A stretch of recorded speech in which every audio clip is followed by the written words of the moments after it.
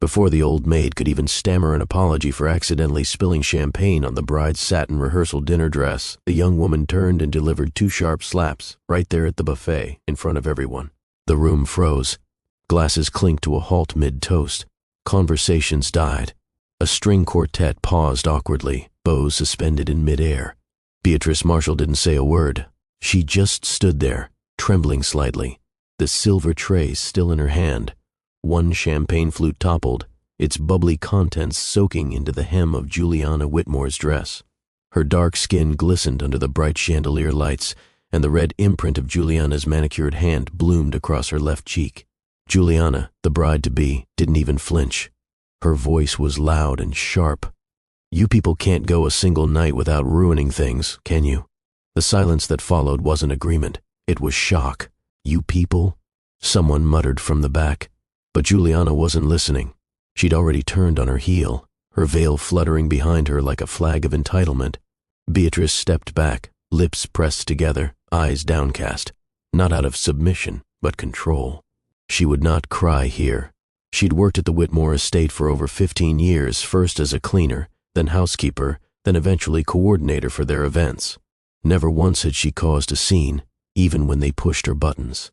But this wasn't just any night. And Juliana wasn't just any bride. Tonight's rehearsal dinner was being held in Whitmore Manor's grand solarium, surrounded by marble floors and towering glass walls. The venue buzzed with wealth, guests in designer suits, influencers sipping rose, gold-trimmed place cards shaped like swans.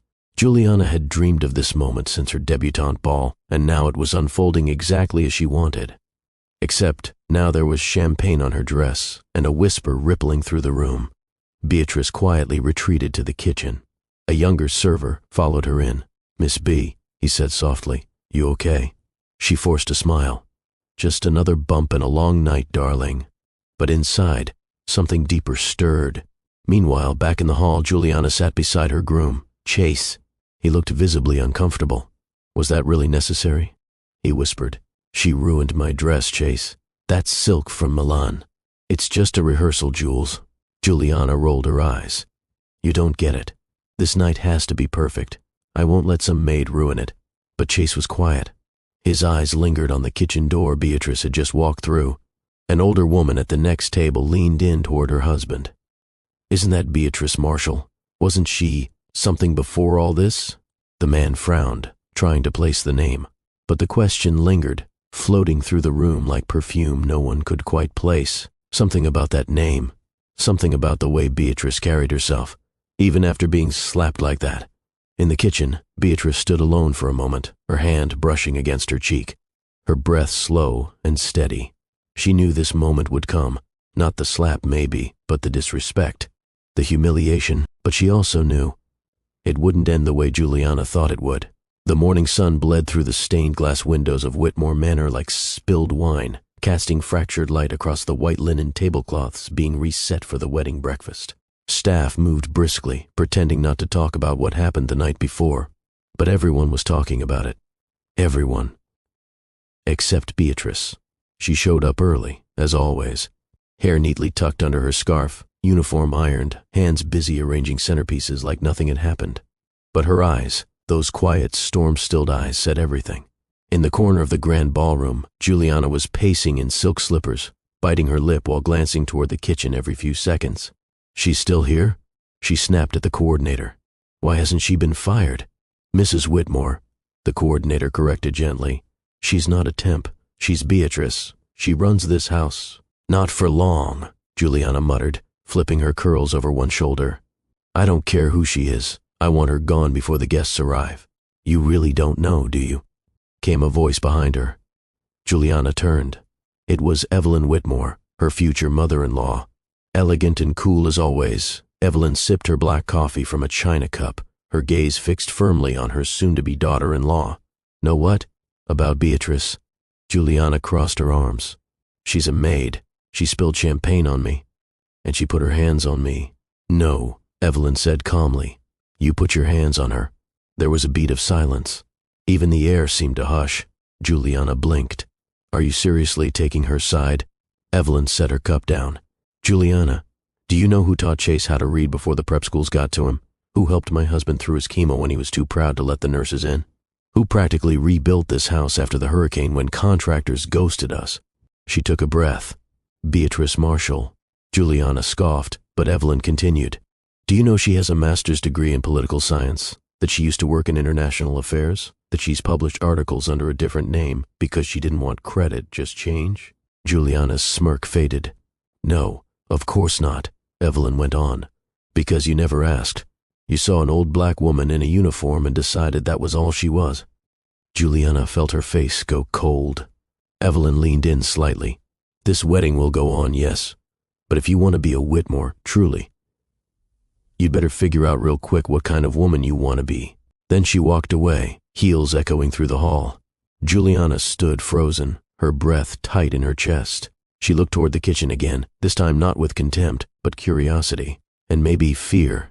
In the back garden, Beatrice stood near the rose beds, clipping deadheads with careful hands. She didn't hear Juliana approach until the younger woman cleared her throat. Miss Beatrice? Beatrice didn't look up. It's a little late for titles now. Juliana's cheeks flushed. I wanted to say something. Beatrice finally turned to face her. Her face was calm, but not warm. Juliana swallowed. I was out of line. Completely. I embarrassed myself, and I embarrassed you. Beatrice said nothing. I didn't know about your past. And if I had no past, if I had nothing to my name but this tray and this uniform, would it make what you did right? Juliana's mouth opened, then closed. Beatrice stepped forward, eyes steady. You hit me because you thought I wouldn't fight back. Because in your eyes I wasn't worth dignity. That's what you have to live with, not my credentials. There it was, the truth laid bare.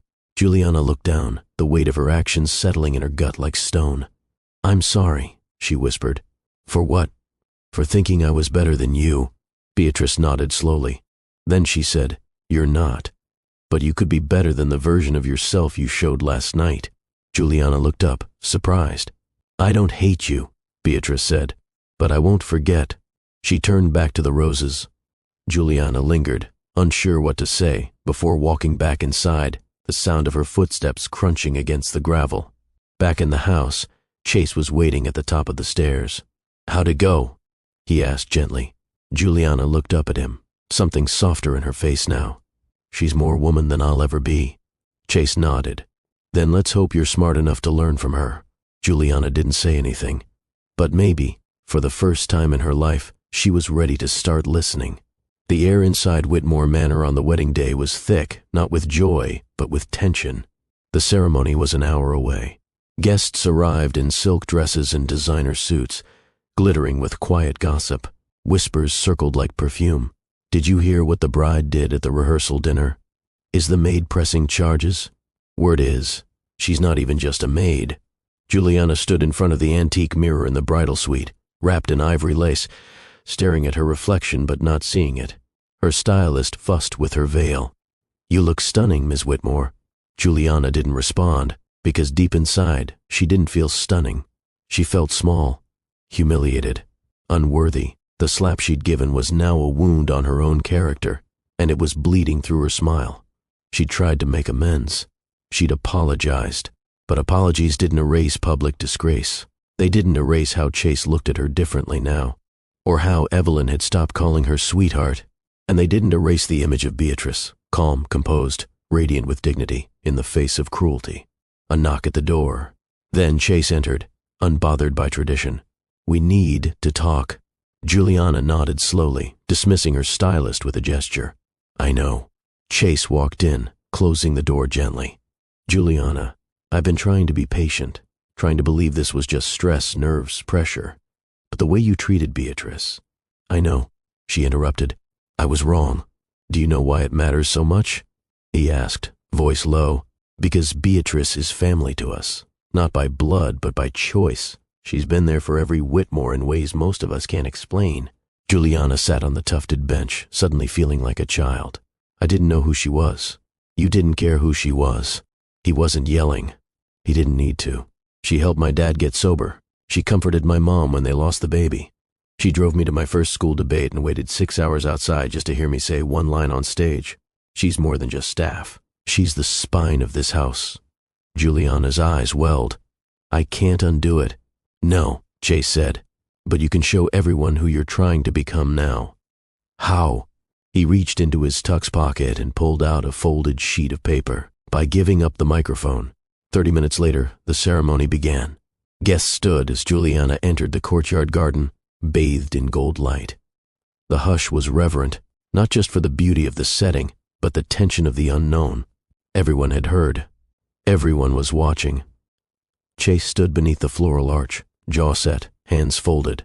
The minister welcomed the crowd. Then Juliana stepped forward and did something no one expected. She held up her hand. Before we begin, she said, voice slightly shaky, I need to say something. Gasps rippled.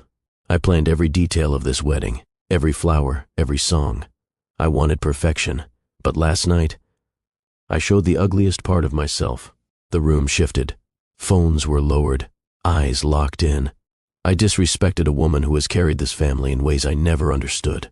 I judged her by her uniform, by her skin, by the way she served me a drink, when in truth she's been serving with more grace, strength, and wisdom than I've shown in my entire life. She turned, locking eyes with Beatrice, who stood at the back in her navy uniform, arms crossed gently over her chest. Beatrice Marshall, Juliana said, her voice cracking, I don't deserve your forgiveness, but if you'd allow it, I'd be honored if you'd stand with me today. Gasps again. Beatrice didn't move at first. Then slowly she stepped forward, calm, poised, and breathtaking in the silence that followed her.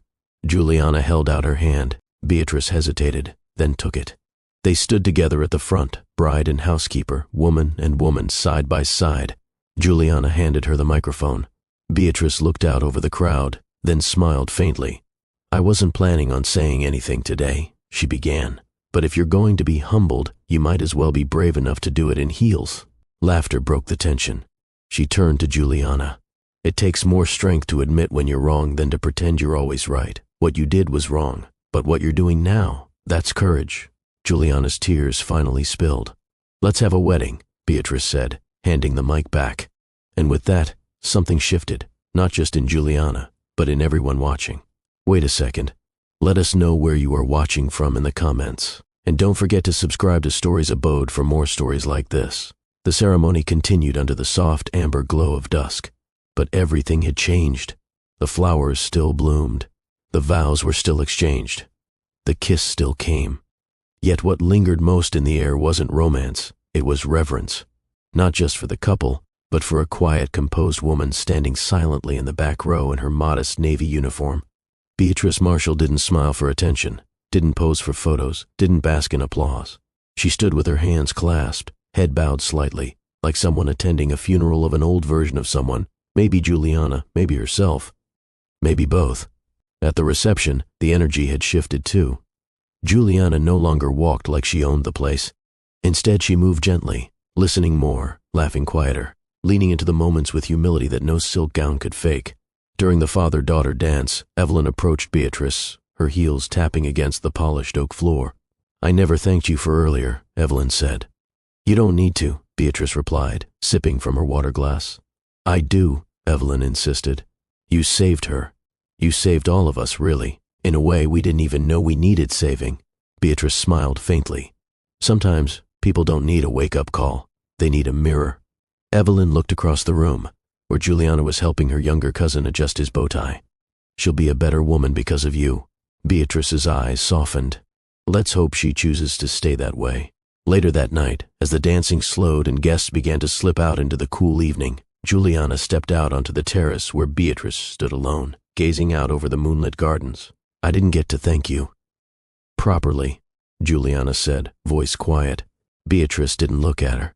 You already did. Juliana stood beside her, the silence between them heavy, but no longer hostile. I thought today would be about proving something, Juliana admitted. But now I see it had to be about unlearning. Beatrice raised an eyebrow. I built this image of myself, this perfect bride, this perfect future, on things that don't matter, status, appearances, control. And when you spilled that champagne, it wasn't about the dress. It was about the illusion breaking. I lashed out because I didn't want to face what was underneath. And now? Beatrice asked. Juliana took a breath. Now I see what matters. And who matters. She reached into the pocket of her wrap and pulled out a small, rectangular box. Beatrice took it, curious. Inside, nestled in satin, was an engraved gold pin. Subtle but beautiful. It read, "Family is not just blood. It's who holds you up when others let go." Beatrice's eyes flicked toward Juliana. "I want you to know you're not just staff in this house. You never were. You're the reason it's still standing." Beatrice closed the box slowly. "For years," she said, her voice measured, "I let people believe I was invisible because it made them comfortable. But that invisibility, it comes at a cost, and too many women like me pay it quietly, every day." Juliana's voice trembled. "Then let me start being the kind of woman who refuses that silence." Beatrice finally looked at her. "Then start by never forgetting what happened here. Not the slap, but the moment after. The moment you chose growth over pride." Juliana nodded. "I won't forget. Ever." Beatrice reached forward and gently tucked a strand of hair behind Juliana's ear. The gesture was maternal, deliberate, and forgiving. "Good," she said, "because forgiveness doesn't erase, it teaches." A month later, at a small charity gala hosted by the Whitmores, guests mingled under the same chandelier where everything had fallen apart weeks earlier. But this time, something was different. Beatrice stood at the front of the room, no longer in uniform, but in an elegant black gown, hair natural, eyes fierce. She was being introduced not as a maid, but as a keynote speaker. Juliana had invited her to tell her story, and she had. She spoke of dignity, of work, of legacy, of quiet strength in loud rooms, and every word was met with thunderous applause. In the back, Juliana watched proudly. She wasn't the center of attention, and for once, she didn't want to be. Because sometimes the most beautiful wedding gifts aren't wrapped in bows or envelopes. Sometimes they come in the form of a hard lesson, a second chance, and the grace of a woman who chose not to strike back, but to stand tall.